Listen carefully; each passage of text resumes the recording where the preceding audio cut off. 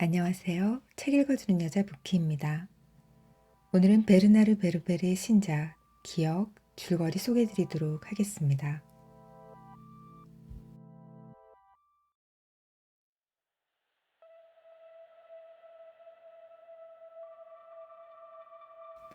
조니 알리데 고등학교에서 역사를 가르치는 주인공 르네 톨레다노는 직장 동료 엘로디와 판도라의 상자에서 하는 최면과 잊힌 기억들이라는 공연을 보러 왔다. 공연의 클라이막스에서 최면서 오팔에 지목되어 피험자로 무대에 오르게 되고 그녀가 이끄는 대로 기억의 저 밑바닥 심층 기억 속의 전생에 이르게 되는데 그녀는 그가 112번째 생을 살고 있으며 그가 보고 싶어하는 자신의 가장 영웅적인 삶인 109번째 삶으로 그를 이끈다. 109번째 삶에서 그는 청회색 제복을 입고 역시 같은 옷을 입은 사내들과 함께 있다. 역사 전공자인 르네는 그 제복이 제1차 세계대전에 참전한 프랑스 군인들의 군복이라는 것을 바로 알 수 있었다. 내가 여기서 뭘 하고 있지? 사열 중이던 부사관이 이폴리트 펠리시의 앞에 서더니 말한다.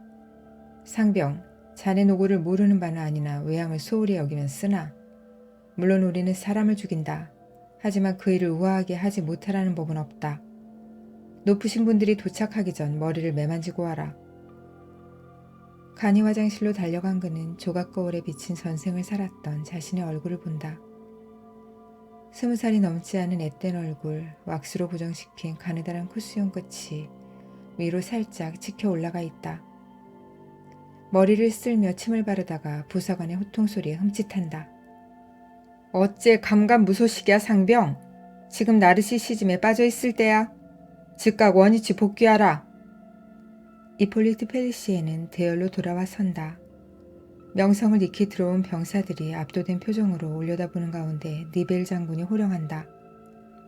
오늘 아군은 슈맹대담에 독일군 저지선을 뚫는다. 보병대가 선두에서 공격을 이끌 것이다. 일몬전 랑남 쪽에 도달하는 게 목표다. 이폴리트는 손을 번쩍 든다. 충성심이 골수에 박힌 장교 몇 명이 즉각 눈치 없는 병사의 입을 막으려 움직였지만 니벨이 도량 넓은 제스처로 이야기를 듣겠다는 의사를 전한다. 고지의 독일놈들 상황은 어떻습니까? 장군은 비아냥거리는 투로 대답한다. 지난 며칠 아군 대포 5310문에서 발사된 소구경 포탄 500만 발, 대구경 포탄 150만 발이 독일군 머리 위로 날아갔다. 이미 적 전력의 4분의 3은 괴멸되었으리라 판단한다. 우리, 아니 자네들은 결정적 승리를 이끌어 이 지루한 소모전을 끝내게 될 것이다. 우리는 금요환양에 아내와 가족과 친구들을 만날 것이고 모든 것은 평화로운 예전으로 돌아가게 될 것이다. 니벨 장군이 주변 장교들을 돌아보다 우렁찬 목소리로 외친다. 시간이 왔다. 자신감과 용기를 보여줘라. 프랑스 만세, 제군 영웅이 되어라. 병사들은 용기를 내기 위해 럼주를 채운 수통을 들고 벌컥벌컥 마시기 시작했다.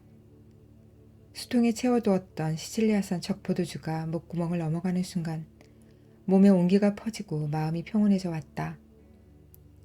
선두에서 사다리를 타고 참호 밖으로 나가던 이폴리트는 벼랑간 흩뿌리는 비 때문에 빗달을 타고 오르던 슈나이더 전차들이 미끄러져 내리며 진창에 빠져 헛바퀴 도는 것을 보았다. 사기 충천한 아군 보병부대는 그러나 비탈을 오른 지 몇 분 지나지 않아 독일군 기관총 진지에서 불이 뿜어져 나오는 것을 본다. 진격! 앞으로! 중사가 도끼를 품고 악을 쓴다. 되돌아오는 비겁한 놈은 비탈 아래 특별히 배치된 기관총 세례를 받게 될 것이다. 유행이 살아남아도 이탈한 놈은 총살을 면치 못할 것이다. 그가 부는 호각 소리는 사기를 북돋우기보다 신경을 긁는다. 되돌아가던 병사들이 중사의 말대로 아군 참호에서 날아오는 기관총 사격을 맞고 쓰러지기 시작한다. 이폴리트와 전우들이 진퇴양난을 맞아 황급히 해결책을 찾고 있을 때 비탈 아래쪽에서 다가오는 검은 그림자가 있었다.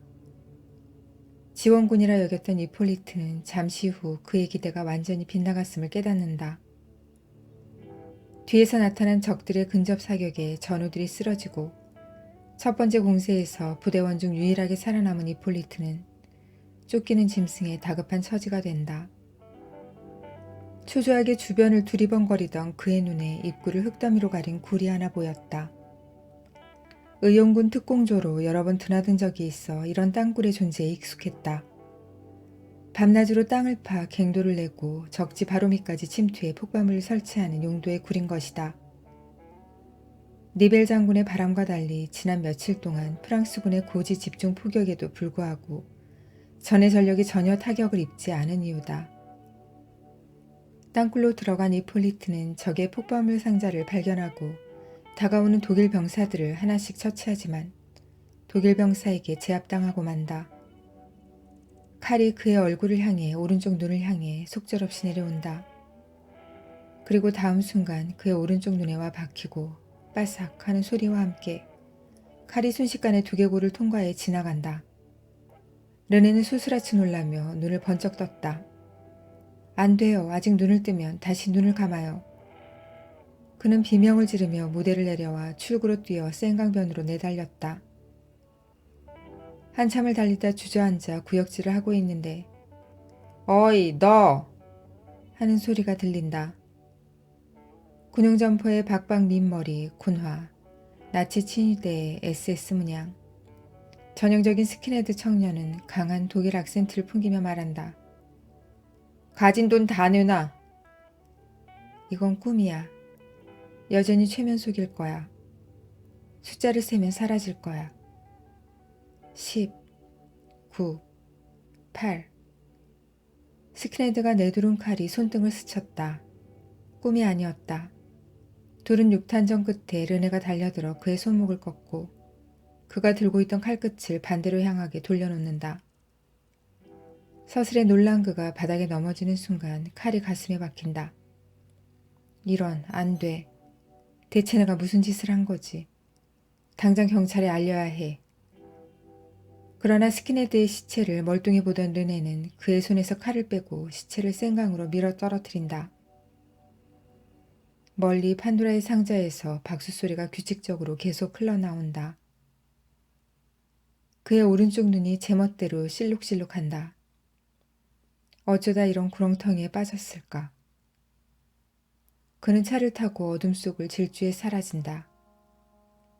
적에 쫓기듯 집으로 뛰어들어간 르네는 아파트의 낯익은 풍경에 조금 안도감이 들었다.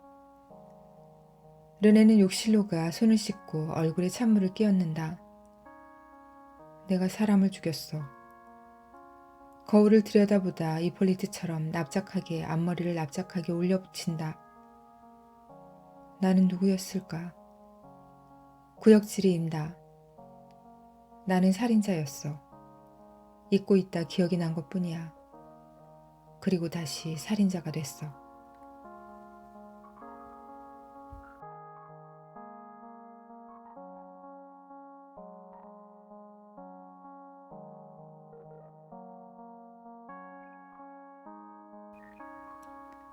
어린 시절의 그는 조용한 아이였다.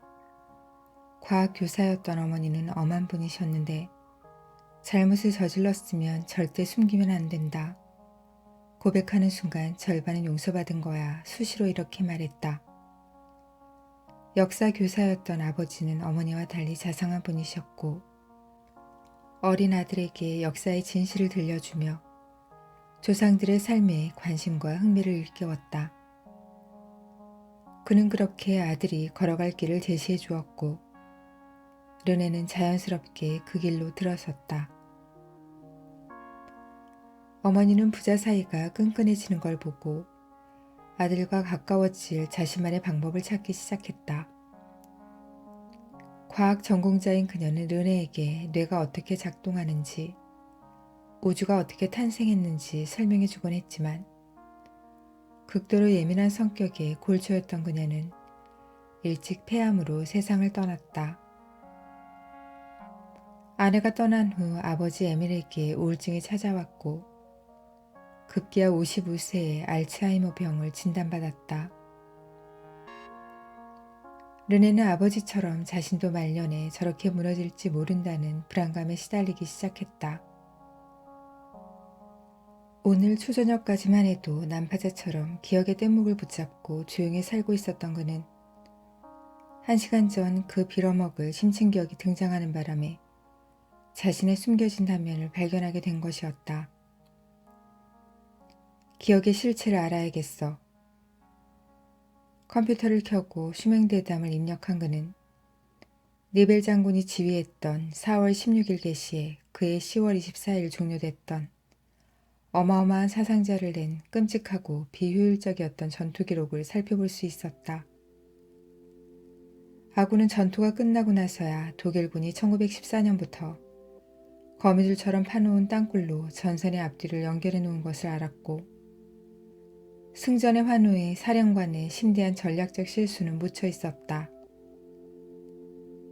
인터넷을 뒤져 제1차 세계대전 공식 사망자 명단을 찾아냈고 거기에서 슈맹대담 전투에 참전해 23세의 나이로 전사한 이폴리트 펠리시의 상병의 이름을 발견했다. 죽은 청년 병사의 사진은 최면 속 거울에서 보았던 바로 그 얼굴이었다. 그는 푸 한숨을 쏟았다. 자수해야겠어. 내일 아침 눈 뜨자마자 경찰서로 가자. 침대에서 몸을 뒤척이며 잠을 이루지 못하는 그를 창문 너머 거대한 달이 야단치듯 내려다 보는 듯 했다. 잘못을 고백하는 순간 이미 절반은 용서받은 거야. 그리스 신화에 등장하는 밤의 여신 닉스에게는 망각의 개념이 의인화된 손녀 레테가 있다. 레테는 종종 저승에 있는 동일한 이름의 강과 혼동되기도 한다. 레테강에서 영혼은 과거의 자신을 깨끗이 잊고 차분하게 환생을 준비한다고 알려져 있다.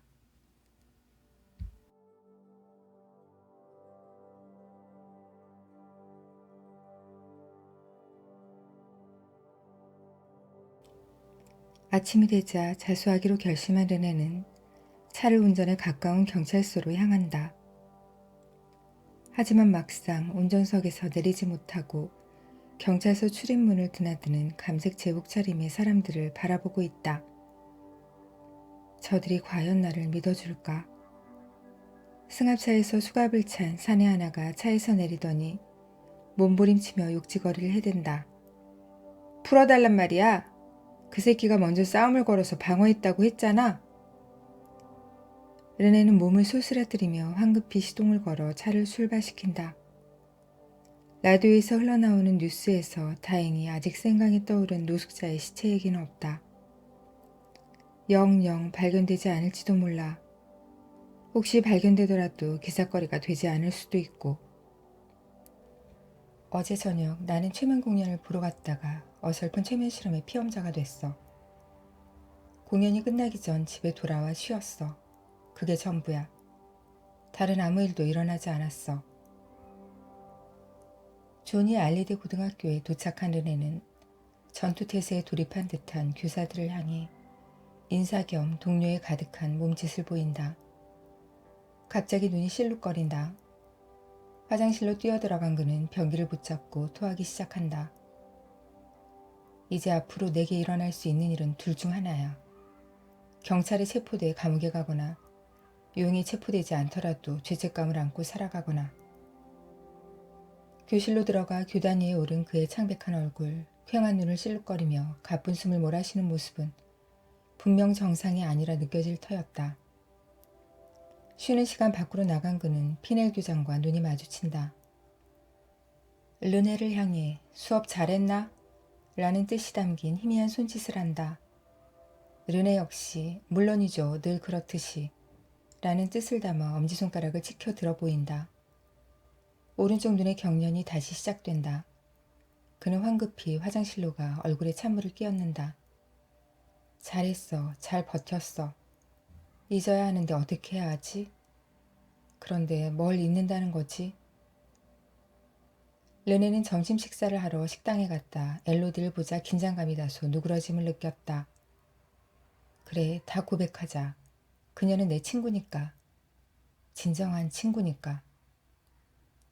괜찮아, 르네? 그렇게 공연을 보다 나가버리면 어떡해. 있잖아, 내가 어제 많은 사람들이 보는 앞에서 괴물이 되고 말았어. 얼마나 한심하게 여겼을까? 지나친 과장이야. 사람들은 내게 공연의 일부인 그 낯선 실험에 용기 있게 나섰다고 생각했을 거야. 그게 다야.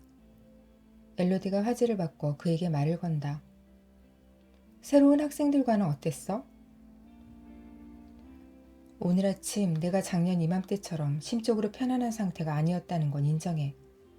하지만 아무것도 관심 없는 학생들을 상대로 괜한 짓을 하고 있다는 자괴감이 자꾸 들어. 그들은 자기 생각도 없고 그걸 만들고 싶다는 욕심도 없어. 그렇지 않아. 생각이 깨어있는 괜찮은 아이들도 있다고 작년에 내 입으로 그랬잖아. 마치 테스토스테론이 과잉 생성되고 있는 것처럼 전에 없는 공격성을 느껴. 전투 중인 군인들이 그렇다잖아. 내가 정말 참전이라도 한 것처럼 호르몬이 내 몸에 남아있는 것 같아. 내 상태가 안 좋긴 한가 봐. 조금 전 내가 학생들에 대해 한 말, 지나치게 냉소적인 모습이 내가 아닌 것 같아. 밖으로 나가 커피를 마시며 엘로디가 용기를 내 어릴 적 이야기를 꺼낸다. 어릴 적 엘로디 테스케는 반에서 제일 예쁜 아이가 되고 싶었다. 잡지 표지 모델 같은 몸을 꿈꾸던 소녀는 먹은 음식을 개워내는 심각한 거식증에 걸렸다. 딸을 살리려 고심하던 부모는 거식증 전문가인 막시밀리앵 슈오브라는 의사를 찾아갔다. 그는 기다란 손가락을 깍지 꼈다 풀었다 하면서 말문을 열었다. 그런데 말이야. 나를 찾아온 여성 환자들의 90%는 어릴 적 겪은 트라우마 때문에 병을 얻었다는 사실을 발견하게 됐어. 그래서 너한테도 이런 질문을 하지 않을 수 없구나. 어릴 적 가족이나 친척 중 누군가가 내게 부적절한 신체적 접촉이나 행위를 하지 않았니? 아니요. 엘로디는 단호하게 대답했다. 아마도 잊어버렸나 보구나. 자, 내 방을 시각화해봐. 침대, 벽, 내 인형들. 이제 어떤 날 밤을 시각화해보자. 불이 다 꺼지고 은은한 취침등 하나만 켜져 있구나. 문턱에 사람이 하나 나타나. 그 사람이 보이니? 아니요. 노력해보렴. 병이 낫고 싶으면 누군지 알아내야 해. 누구니? 아버지? 오빠? 삼촌? 크리스티앙 삼촌. 엘로디의 입에서 이름 하나가 툭 튀어나왔다. 정신과 의사가 흡족한 표정을 지었다. 무슨 일이 일어나고 있는지 나한테 자세히 들려주렴. 엘로디는 의사가 암시한 내용에 부합한 내용을 이야기하기 시작했다. 그의 말대로 다음 날부터 엘로디는 식욕을 찾고 다시 정상으로 돌아갔고 엘로디의 폭로 덕분에 삼촌 크리스티앙은 구속 수감됐다. 수감된 엘로디의 삼촌은 가족 사이 일어난 소아성애를 가장 죄질 나쁘다 여기는 동료 재소자들의 괴롭힘을 당하다 결국 교도소에서 자살을 했는데 그는 엘로디에게 나는 절대 내 몸에 손대지 않았다고 맹세한다. 라는 한 문장을 쓴 유서를 남겼다. 삼촌의 자살을 계기로 자신에게 벌어진 일에 의혹을 갖게 된 엘로디는 소부 박사의 치료를 받은 환자들을 인터넷으로 찾다가 자신과 흡사한 경험이 있는 소녀와 연락을 주고받으며 엘리자베스 로프터스라는 심리학자의 거짓 기억 이론을 접하게 된다. 엘리자베스 로프터스는 감정적 충격을 통해 환자들의 주의 전환을 유도할 목적으로 어린 시절 거짓 근친 상간이나 거짓 신체 접촉의 기억을 불러오게 만드는 정신과 의사들과 정신분석 상담가들의 행태를 문제 삼으며 연구를 시작했고 거짓 기억을 심은 사람만이 그것을 제거해 줄 수 있다 주장했다. 무고한 사람이 희생됐다는 생각에 슈트 박사를 찾아간 엘로디는 사실을 SNS의 폭로에 간접 살인으로 고소하겠다 그를 협박했고 결국 성추행이라는 거짓 기억을 없애주겠다는 약속을 받아낸다. 여기까지 내 얘기야. 거짓 기억의 발견이 비록 불쌍한 크리스티앙 삼촌을 살리지 못했지만 나를 괴롭히던 죄의식은 어느 정도 없애줬어. 그 일은 내게 악몽이었지만 어마어마한 깨달음을 줬지. 인간의 정신이라는 것이 그토록 쉽게 외부의 힘에 휘둘린다는 사실을 알게 됐으니까. 쇼부는 내게 그 장면을 상상하게 했고 나는 그것을 수용해 내면화시키기까지 했어. 그게 비극을 부른 거야. 나는 살아났지만 삼촌은 결국 목숨을 잃었지. 내가 최면에 그렇게 관심을 갖는 이유가 그것 때문이었구나. 그래, 맞아. 내가 이 얘기를 한 건 어제 너가 겪은 미니 트라우마 때문이야. 다시 최면사를 찾아가 너한테 심은 그 가짜 기억을 없애달라고 해.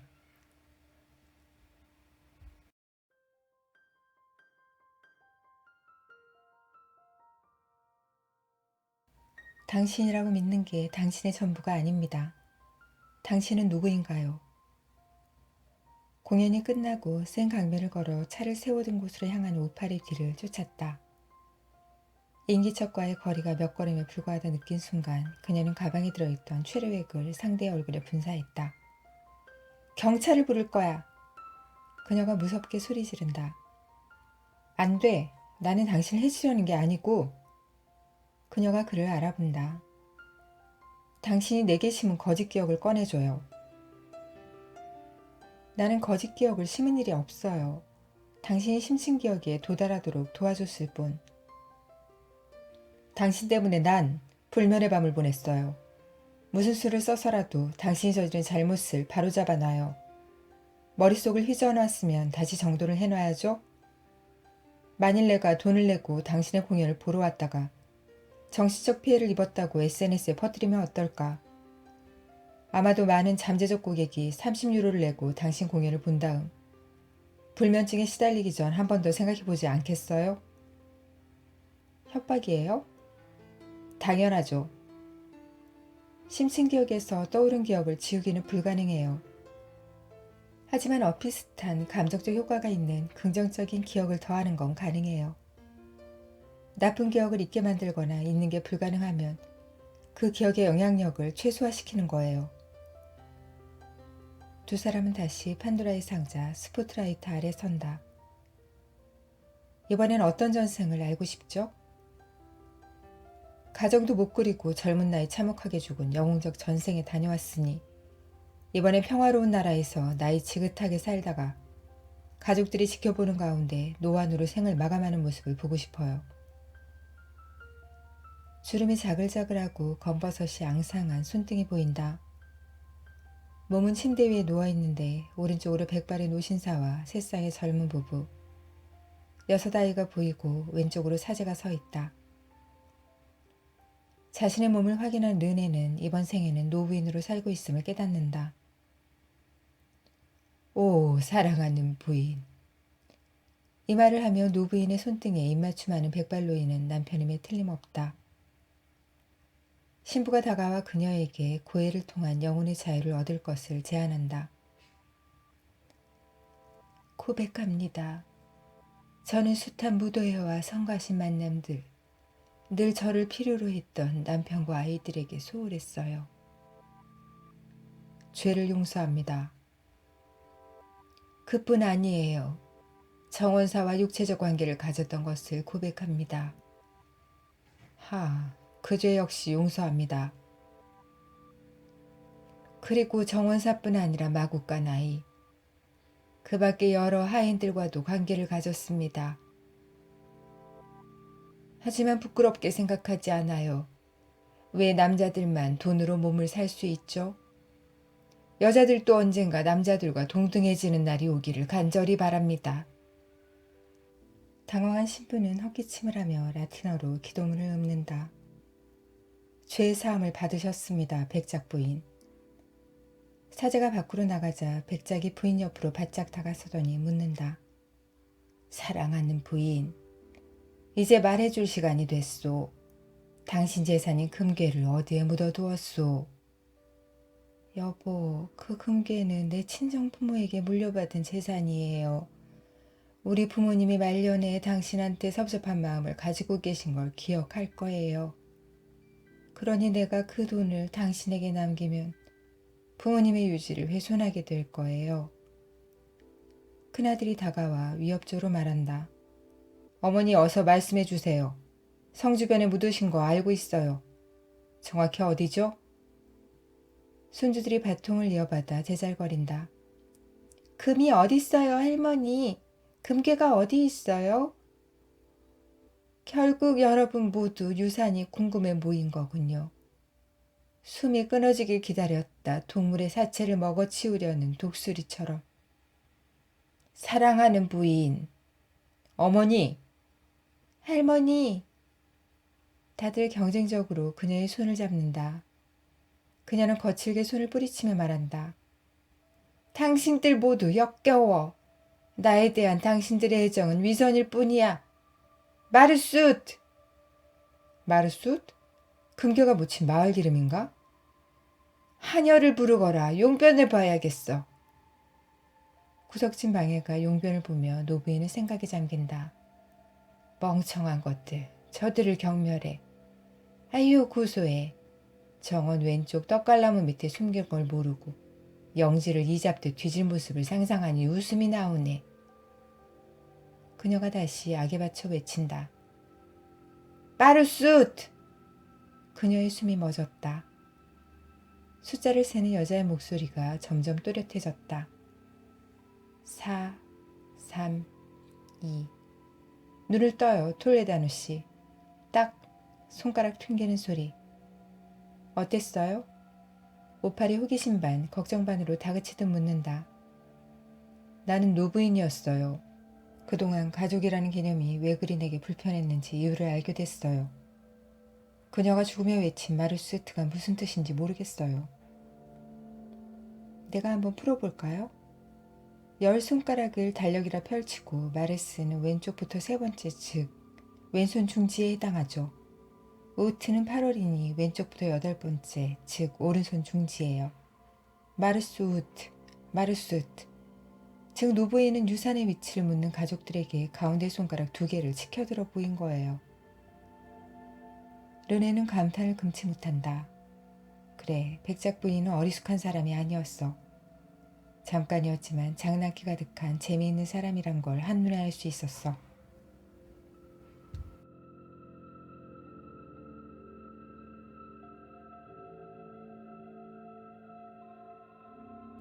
그리고 르네는 다시 오팔에게 부탁해 다른 생으로의 여행을 시작한다. 내가 쾌감의 절정을 맛보았던 삶으로 가보고 싶어요.